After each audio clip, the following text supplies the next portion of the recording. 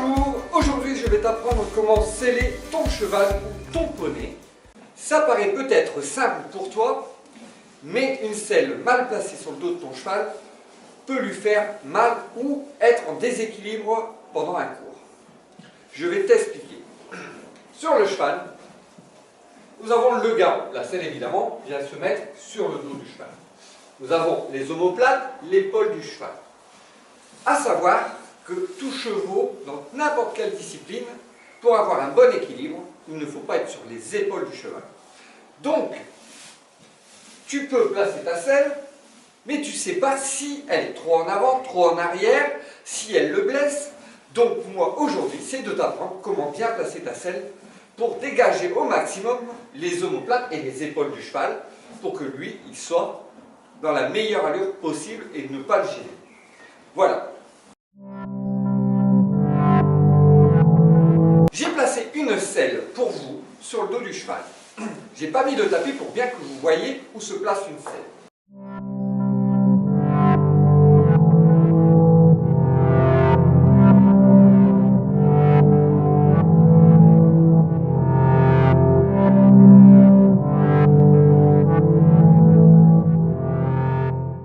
Voilà, vous pouvez remarquer que la selle est sur le dos du cheval. À vérifier quelques points. 1. La selle, à chaque fois qu'on va poser une selle, on va la mettre d'avant vers l'arrière.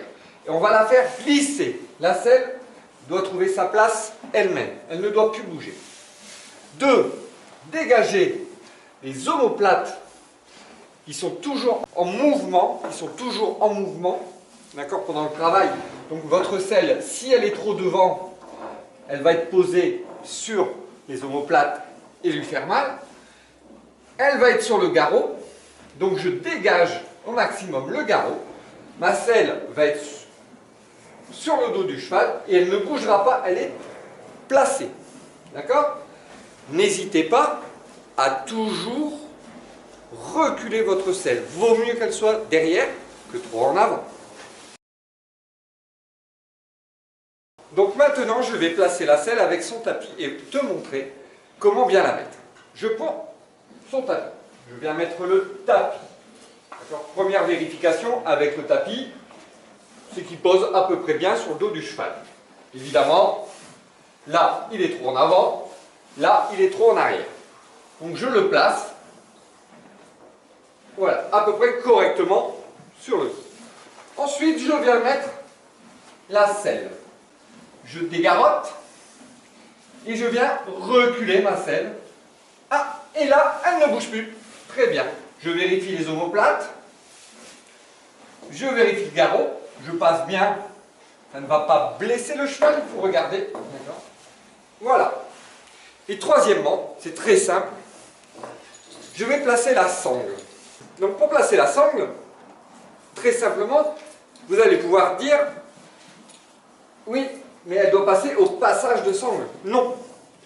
Vu que ma selle est reculée légèrement, elle va venir derrière ce passage de sangle. D'accord? Et elle ne va pas venir gêner pendant le mouvement. Elle ne va pas venir gêner le cheval pendant qu'il est en mouvement.